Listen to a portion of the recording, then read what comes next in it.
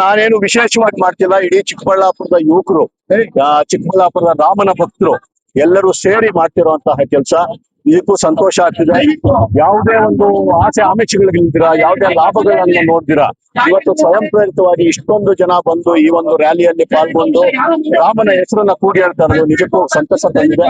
ಇಡೀ ಚಿಕ್ಕಬಳ್ಳಾಪುರಕ್ಕೆ ಈ ಒಂದು ವೈಟ್ಸ್ ಏನಿದೆ ಎಲ್ಲರಿಗೂ ಸೇರ್ಲಿ, ಈ ಒಂದು ವೈಟ್ ಮಿಷನ್ ಎಲ್ಲರಿಗೂ ಒಳ್ಳೇದಾಗ್ಲಿ ಅಂತ ನಾನು ಅನ್ಕೊಂತೀನಿ. ಸರ್, ಇವತ್ತಿನ ರ್ಯಾಲಿ ಏನು 2ನೇ ವರ್ಷದ್ದಾಗಿದೆ, ಅತಿ ಹೆಚ್ಚು ಜನಸಂಖ್ಯೆ ಸೇರಿದ್ದಾರೆ, ಬಿಸಿಲು ಅನ್ನೋದನ್ನು ಕೂಡ ಲೆಕ್ಕಿಸದೆ ಬಂದಿದ್ದಾರೆ ಸರ್. ನಿಜಕ್ಕೂ ಅದೊಂದು ನಂಗೆ ನೋವಿದೆ. ಏನಂತಂದ್ರೆ ಈಗಲೂ ನಿಮ್ ಪ್ರೆಸ್ ಮೀಟ್ ಅಲ್ಲಿ ನಾನು ಅದನ್ನೇ ಕೇಳ್ಕೊಂತಾರೆ, ಬೇಗ ಮುಗಿಸ್ಬಿಡಿ ಅಂತ. ಬಿಸಿಲಿದೆ ಸಿಕ್ಕಾಪತ್ತೆ, ಅಷ್ಟೊಂದು ಜನ ಪಾಪ ಬಂದಿದ್ದಾರೆ, ವಯಸ್ಸಾಗಿರೋರು ಕೂಡ ಇದಾರೆ, ಹೆಣ್ಮಕ್ಳು ಇದಾರೆ.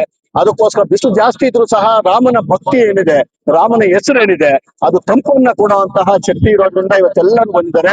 ರಾಮನ ಬಗ್ಗೆ ನಮ್ಗೆಲ್ಲರಿಗೂ ಹೆಮ್ಮೆ ಇದೆ, ಭಕ್ತಿ ಇದೆ. ರಾಮನ ಮಕ್ಕಳು ಅಂತ ನಾವು ಹೇಳ್ಕೊಳಕ್ಕೆ ನಮ್ಗೆ ಹೆಮ್ಮೆ ಇದೆ. ಶ್ರೀರಾಮನವಮಿ ಆದ ನಂತರ ಮಾಡ್ಬೇಕು ಅನ್ನೋದು ನಮ್ಗೆ ಅನ್ನೋದು.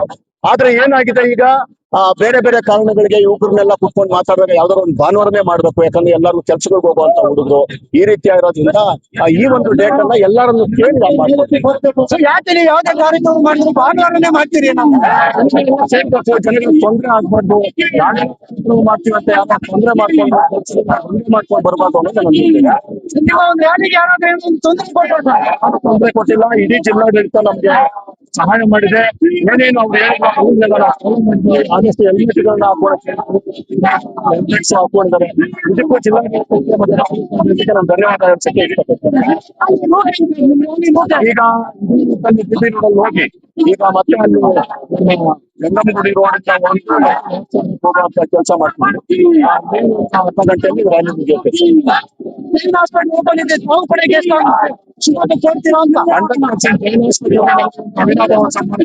ಅದ್ಭುತವಾದ ಸೇವೆಯನ್ನು ನಾನು ಜೈನ್ ಹಾಸ್ಪಿಟಲ್ ಮಾಡ್ತಿದ್ದೇನೆ.